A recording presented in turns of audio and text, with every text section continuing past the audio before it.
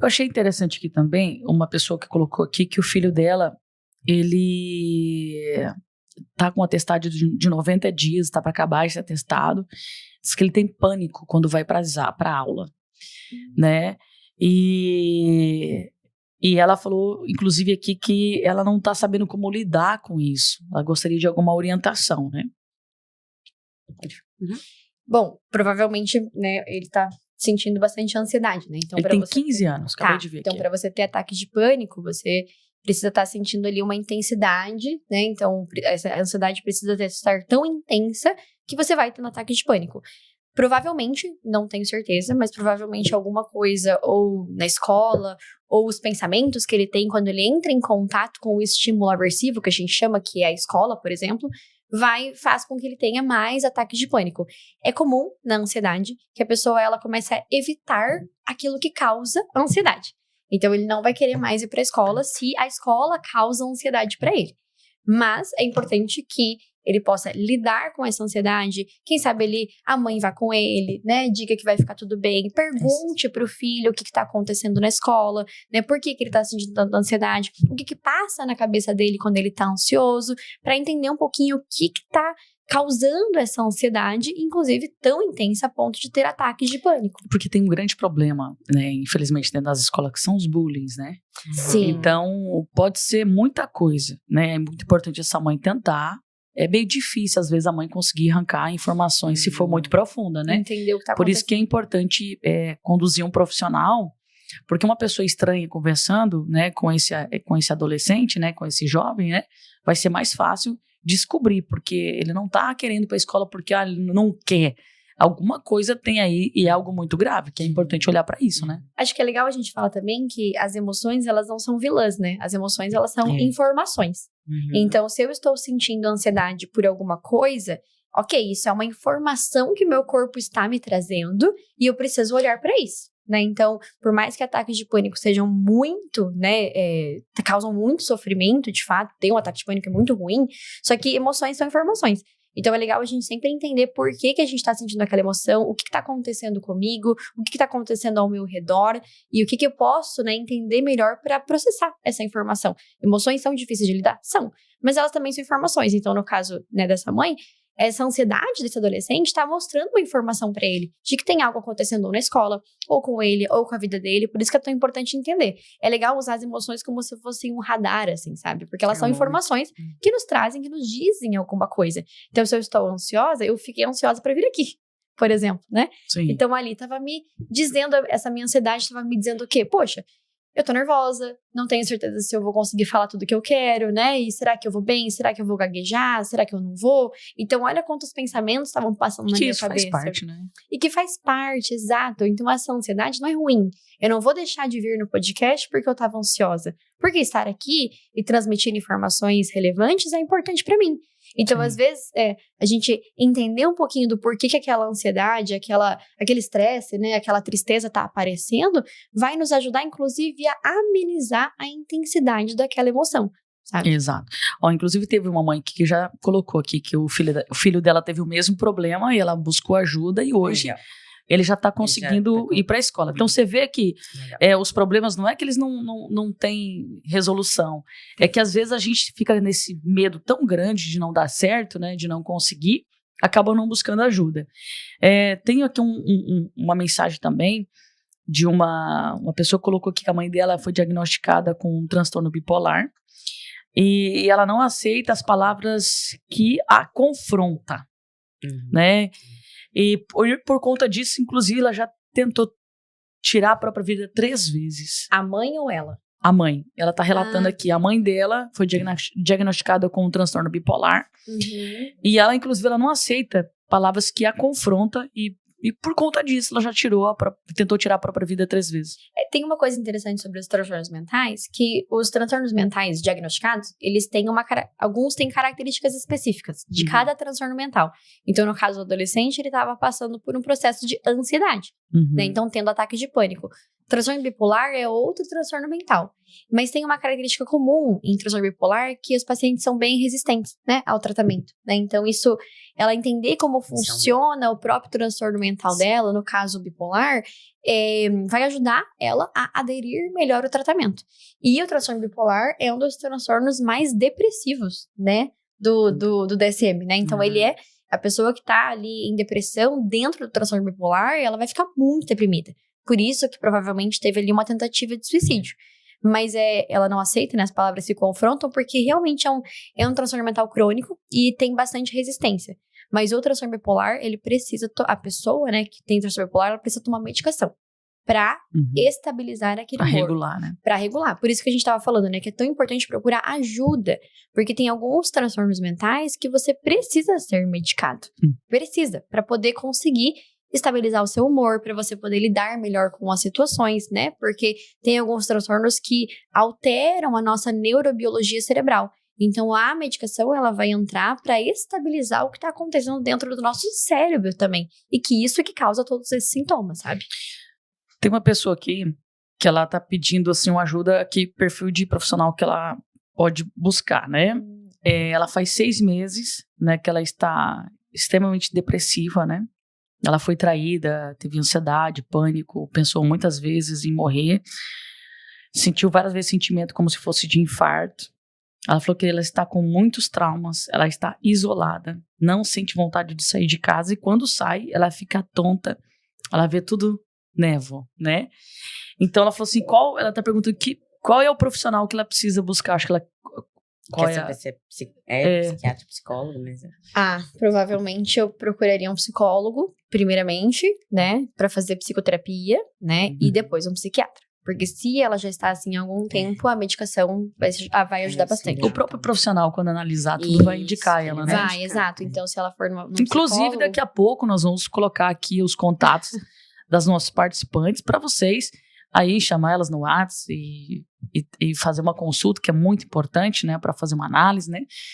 Daqui a pouquinho nós vamos colocar as redes sociais dela para vocês entrarem em contato, né, dar uma olhadinha também, até nas redes sociais. Eu vi que a Manu agora tá ativando bastante as redes, tá gravando bastante videozinho, né, tá bem ativa nas redes sociais, né. Então, vamos lá então. Pessoal, vai participando aqui, porque de acordo com as perguntas de vocês, a gente vai interagindo aqui com as nossas convidadas, né? Eu percebi, assim, que teve muitos comentários acerca da disfunção, né, dentro do casamento. E a sobrecarga, né? Lógico, mais são mulheres que participam aqui, porque esse horário, às vezes, né, favorece mais as mulheres, né? Mas tô vendo aqui como tem disfunção dentro de casa, né? E como, assim, às vezes as mulheres são muito afetadas, né? Qual é o conselho para vocês, para essas mulheres que estão sentindo sobrecarga dentro de casa? Eu sei que vocês já falaram lá no comecinho, mas tem muita gente que entrou agora. Gostaria que vocês dessem uma sintetizada novamente aí. Vai lá, Camila. Pode ir. Eu acho que se vocês percebem que existe uma disfuncionalidade, né, dentro de casa, acho que a primeira coisa é entender o que tá acontecendo, tá? Essa disfuncionalidade tá acontecendo por causa, né, da minha relação com o meu marido, se for pensar numa mulher, ou é na minha relação com os meus filhos, ou é na dinâmica da casa, na rotina da casa, o que tá acontecendo? E a segunda coisa é ter coragem o bastante pra encarar e comunicar e falar sobre isso, porque é uma coisa que eu percebo muito. As pessoas percebem até, né, Camila? As pessoas percebem o que tá acontecendo, mas elas não falam. Porque se eu falar vai gerar uma briga. Porque se eu falar vai gerar um conflito. Porque se eu falar a pessoa não me escuta. Então tá, mas a gente vai ter que comunicar, né? Não dá pra ter um relacionamento, um casamento, uma família sem conflitos, na verdade, né? Então, comunicar o que tá acontecendo, pedir ajuda, né? Entender o que tá acontecendo, falar, olha, você me sobrecarrega quando você faz isso. Quando você não aparece tal horário, acontece isso. E falar, vamos pensar de outra forma? Vamos mudar os horários? Você leva as crianças, eu busco, né? Você faz isso, eu faço aquilo, né? Então, é legal a gente falar, comunicar. E como as pessoas têm dificuldade de comunicar, né? No relacionamento. Não só da comunicação, mas do posicionamento em si, né? Essa questão do colocar limite, a gente percebe muito isso dentro das famílias. E aquela questão que a gente falou lá atrás, né? Aí vem naquela condição assim de, não estão me ajudando, não. O negócio é outro, né? Você não está colocando limite. Porque às vezes chega justamente assim, mano. Não, pastora, um exemplo, vou falar com pastora, tá?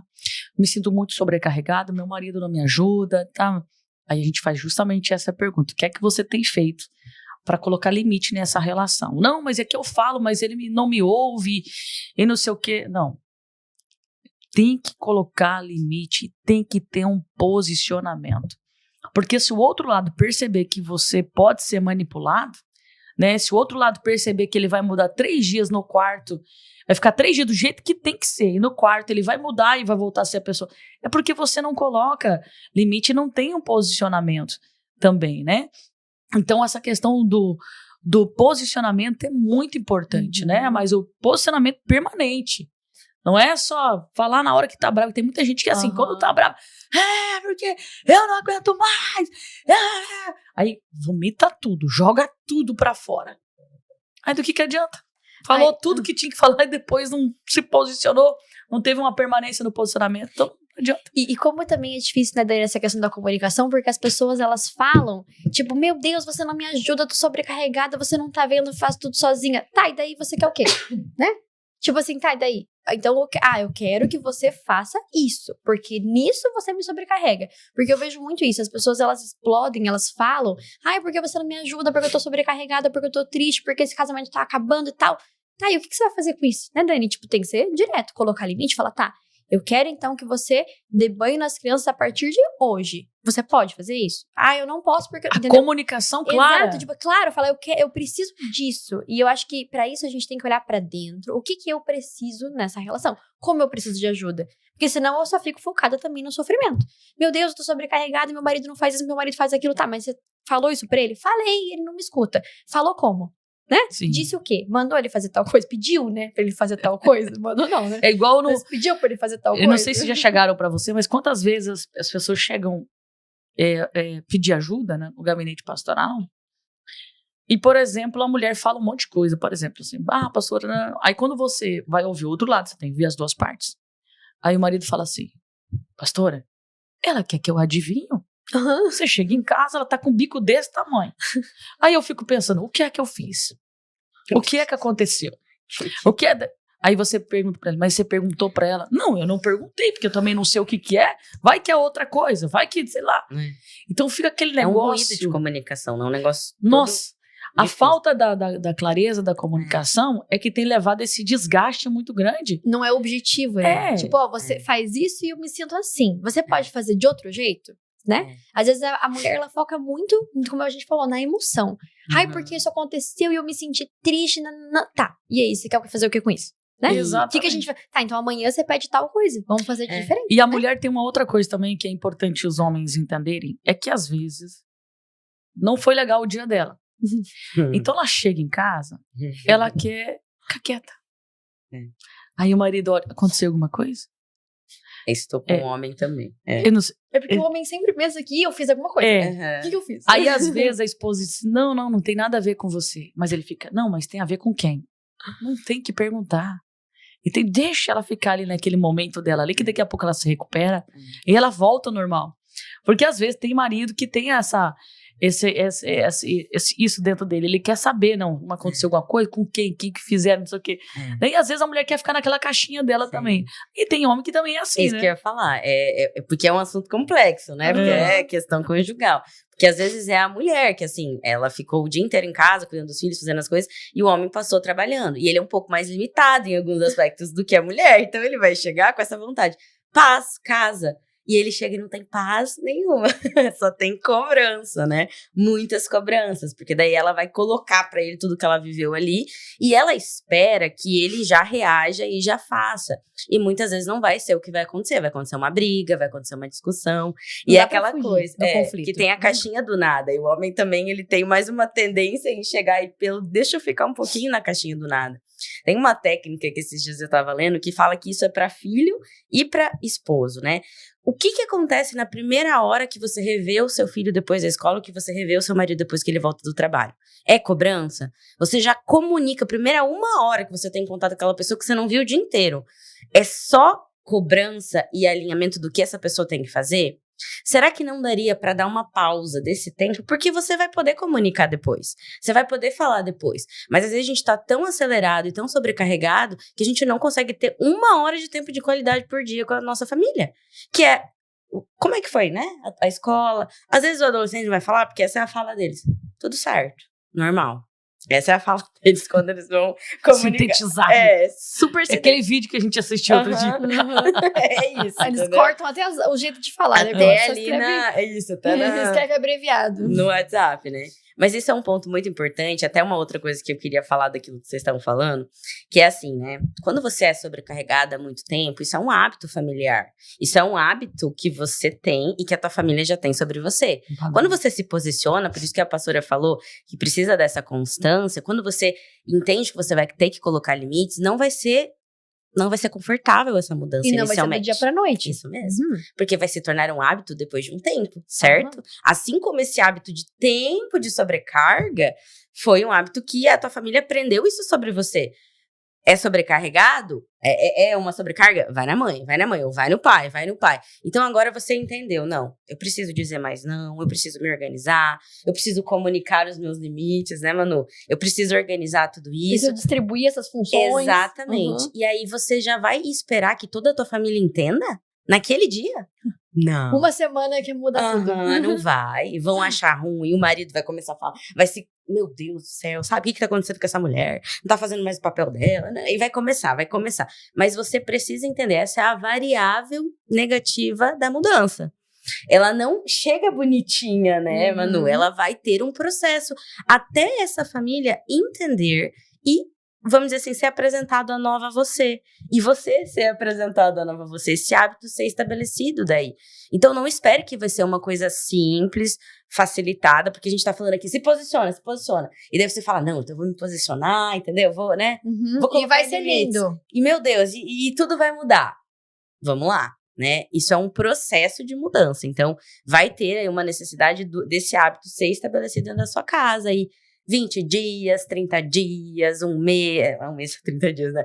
2 meses, mas aí você não pode desistir, porque você entendeu que isso, a longo prazo, vai causar um sofrimento muito maior do que aquilo que você tá vivendo hoje. E isso é legal a gente olhar pra isso, né, Camila? Porque assim, se eu já sei que se eu comuniquei e aquilo vai ser a nova dinâmica que eu quero estabelecer, o que eu quero começar a acordar, se eu já sei que isso vai acontecer, que eu não vou esperar uma certa resistência, meu marido não vai gostar muito, as crianças vão achar ruim. Se eu já sei que isso vai acontecer, isso me torna mais resistente. Tipo, eu já tô esperando. Então eu já vou comunicar, eu já sei que vai ter esse processo ali de adaptação e que não vai ser tão fácil assim, não vai ser tão bonitinho assim, né? Então eu já sei, só que depois até que isso se torne a nova dinâmica familiar, vai ser melhor pra todo mundo. Então é legal porque pra gente não ir com expectativas do tipo, não, realmente eu vou comunicar e amanhã meu marido vai me ouvir, vai fazer tudo diferente. Uma semana. Não, se eu já sei que vai ter essa resistência, que talvez vão ter alguns conflitos, que talvez a gente vai ter divergências, que talvez eu vou ter que abrir mão, fazer um outro acordo daquilo que eu tava esperando. Pô, legal. Eu já vou nessa expectativa, sabendo que isso vai acontecer, então eu espero ali um tempinho até as coisas se estabilizarem. Acho que é legal. Alinhar as expectativas, né? Exatamente. Não é uma coisa assim, nossa, lindo, isso. mágico. Tem um processo aí, e é você que é, vamos dizer assim... E eu acho que as redes sociais, às vezes, elas trazem um pouco isso, né? Porque parece tudo tão simples, né? Você vê ali umas dicas das redes sociais, você fala ali com o ChatGPT, né? Não, faz assim, comunica assim. E, né, parece que é tudo simples. E não é assim, né? Por isso que é tão legal ir pra terapia. Porque na terapia, né, o profissional vai falar, não, peraí, vamos pensar. Não é exatamente assim, né? A gente sabe. E até por quê? Porque tecnicamente a gente sabe, existe uma resistência à mudança quando um comportamento vai ser extinto. Por quê? Porque você tá fazendo esse comportamento há muito tempo. Isso. Então, quando você precisa variar esse comportamento, ou seja, agir de outra forma, naturalmente ocorre o que a gente chama de resistência à extinção. Então, interessante isso. Naturalmente, eu vou resistir. Então, eu não vou extinguir aquele comportamento tão fácil, porque a gente não é robô, né? Então, eu preciso variar esse comportamento, preciso criar novas redes neurais de aquilo tá acontecendo. Como assim? Porque eu não existe sei muito isso ainda. sentimento em torno daquilo, Claro, né? você tem um. Então, esse comportamento é o que você já tem. E outra, imagine você, Dani, você nunca fez isso na vida. Aí, de repente, Jefferson chega pra você e fala: agora eu quero que você faça isso. Opa! Como assim? Entra em crise. Entrar em crise do nada, né? Como assim? Não quero, né? Desregula. Então, existe uma resistência à extinção de um comportamento e existe um novo aprendizado de um comportamento novo. Uma variável que a gente chama, né? Uma variável de comportamento. Então, isso é natural. É legal a gente saber disso, por quê? Porque a gente sabe que talvez não é tão simples assim. Você falou um negócio, eu lembrei aqui, quando eu recebi a motivação de escrever o livro, que o rapaz falou assim, pastora, você tem que escrever e tal, numa reunião, e... Meu Deus, eu comecei a passar mal. Olha só. Terminou aquela reunião, comecei aquele assim. padrão, né? É porque é novo, né? Eu falei, mas eu não consigo. Eu não consigo ficar muitas horas escrevendo ali, né? Eu tenho as minhas limitações e comecei. Aí eu falei, cara, o que esse cara foi falar isso? Eu já fiquei assim, pilhada. Aí teve um dia, daí ele falou uma coisa muito forte. Aí eu falei pra Malga, risca a minha sexta-feira, eu não vou pra igreja, vou ficar aqui. Aí eu fiquei na frente do computador. Meu Deus, eu suava frio. Me dava coceira na cabeça. Então você sai daquela...